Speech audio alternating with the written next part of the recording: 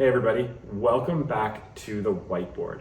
For this week's breakdown, we're going to talk about a topic that absolutely no one enjoys talking about, but everybody should talk about. Return on invested capital and capital allocation. Sounds boring, but it's actually pretty cool.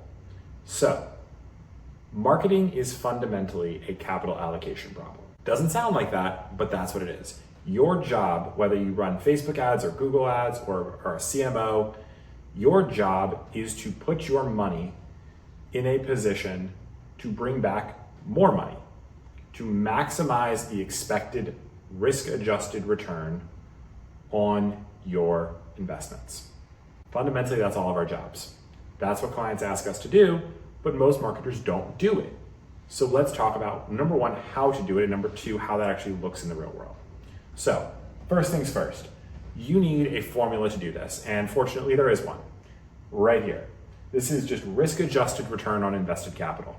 There's a few things here that you might not know, so let's just go through it. One, we have an incremental expected return. What do you expect to get back from the investment you make? Number two, the capital investment. How much money does it cost to get that thing? Pretty simple. If I think investing some money in Facebook ad or in meta ads will bring me back a 3 return on ad spend, amazing. I invest 10,000, I get a 3, I get 30,000 in revenue on a $10,000 spend. That's all we're doing here. But wait, there's more. There's a weighted average cost of capital. How much does it cost you to invest that capital? Every business has a cost of capital. Whether or not you want to admit it, every dollar you spend is zero sum. The dollar you spend on meta ads cannot be used on Google ads. The dollar you spend on an email consultant can't be used on Google ads. The dollar you spend on a creative agency cannot be used for an email agency, right? We have a cost associated with that capital. Opportunity cost, but actual capital cost. Because if you had not spent that dollar, it would either be profit that's invested or reinvested into the business. It would not be a loan that's drawn from a line of credit. There's always a cost to the money. So your weighted average cost of capital. And then we have this, sigma, the risk, right?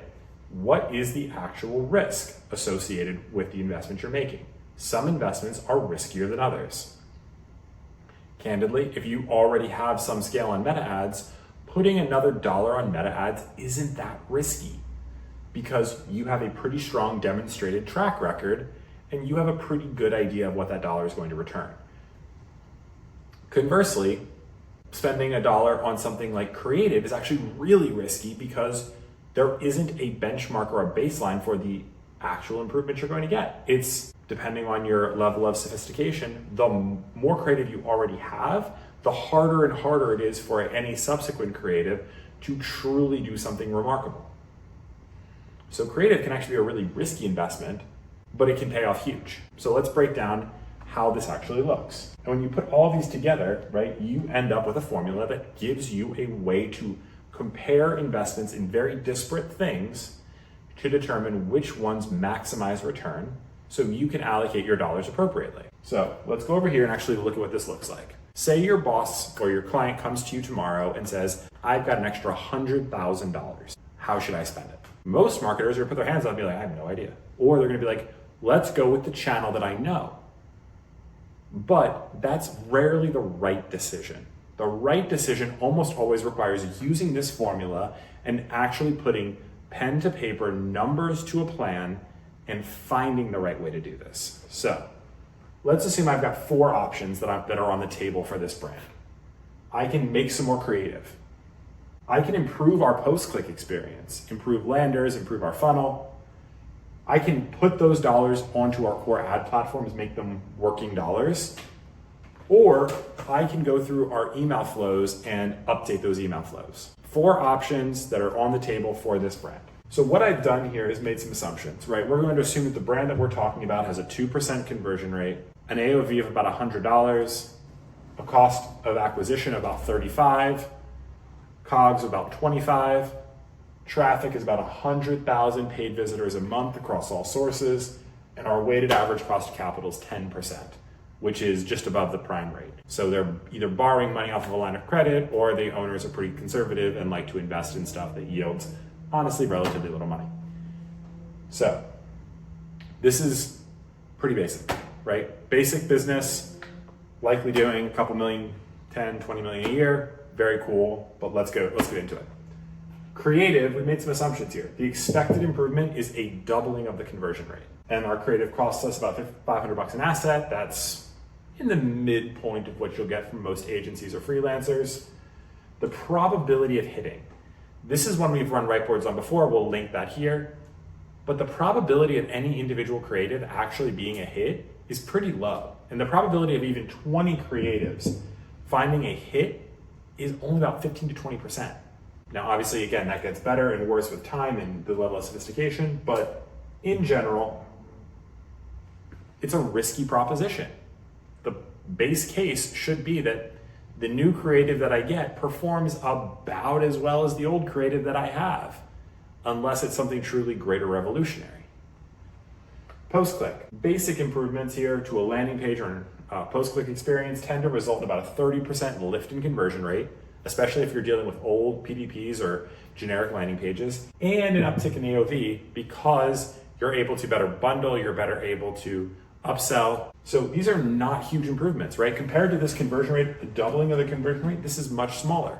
But the probability of hitting on it, going from a terrible post-click experience to a good post-click experience, the probability of that increase actually sticking is much, much higher. The risk profile is low because you're driving people to a crappy experience and they're converting, improving that experience, making it better, following best practices, making it load faster, doing those post-click improvements, pretty tried and true, pretty low risk. And it costs $5,000 to do that. Okay, cool. Working dollars, I put this as a percentage of spend fee. So basically what we're assuming is $100,000 we have, 15% of all the spend that we put on goes to the agency or your media manager, and then the rest is working. And the probability of expected improvement here is actually pretty small because you're already running plenty of media. You have 100,000 visitors a month, right? You're spending plenty of media. So we had a 5% improvement in conversion rate, but 100% probability of that happening. Pretty simple. And then finally, email updates. So these are a little bit more expensive. I literally actually got pricing from a different agency just to make sure these weren't off the crazy train.